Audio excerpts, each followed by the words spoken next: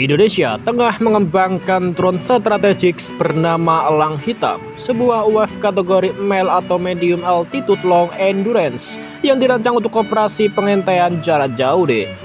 Proyek ini dipimpin oleh PT Dirgantara Indonesia bersama konsorsium nasional dan pertama kali melakukan uji terbang pada Desember 2019. Secara teknis, Elang Hitam memiliki spesifikasi yang sebanding dengan drone male generasi awal.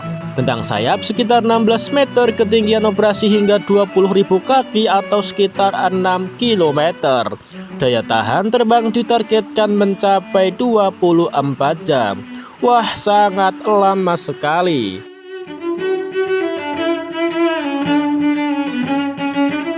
Angka-angka ini menempatkan Elang Hitam UAV dalam kategori drone pengintai jarak jauh yang mampu melakukan patroli wilayah luas secara kontinu, terutama relevan bagi Indonesia sebagai negara kepulauan dengan wilayah laut yang sangat besar.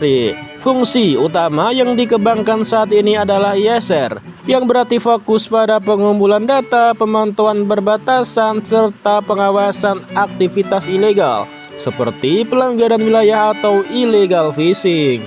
Namun, jika melihat tren global, arah pengembangan drone male hampir selalu bergerak menuju persenjataan terbatas. Drone sekelas ini secara desain memungkinkan integrasi rudal ringan atau bom berpemandu. Meskipun hingga saat ini belum ada konfirmasi resmi bahwa Elang Hitam telah memasuki tahap operasional sebagai drone tempur.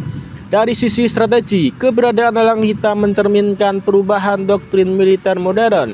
Banyak negara kini beralih dari platform berawak yang mahal ke sistem tanpa awak yang lebih efisien secara biaya, mampu bertahan lebih lama di udara dan mengurangi resiko terhadap personil.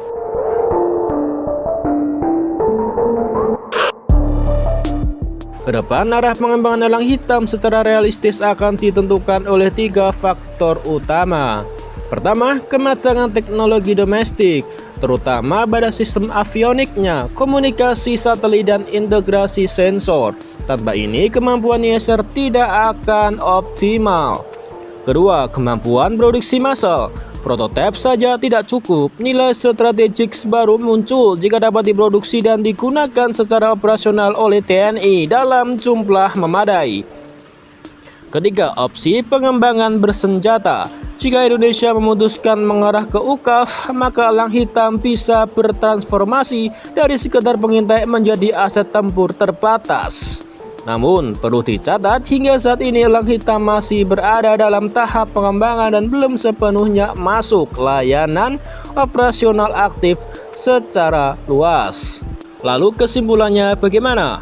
Elang Hitam bukanlah sistem yang menggemparkan dunia saat ini, tetapi merupakan fondasi penting menuju kemandirian teknologi drone Indonesia. Nilai strategisnya bukan pada kondisi sekarang, melainkan pada potensi jangka panjang. Apakah Indonesia mampu untuk melanjutkan proyek ini hingga ke tahap operasional, produksi, dan mungkin suatu hari nanti ekspor di masa hadapan? Jika pengembangan berjalan konsisten, Elang Hitam bisa menjadi salah satu pilar pertahanan modern Indonesia dalam 10 hingga 15 tahun ke depannya. Bagaimana menurut Anda? Jangan lupa komen, subscribe, dan like video ini.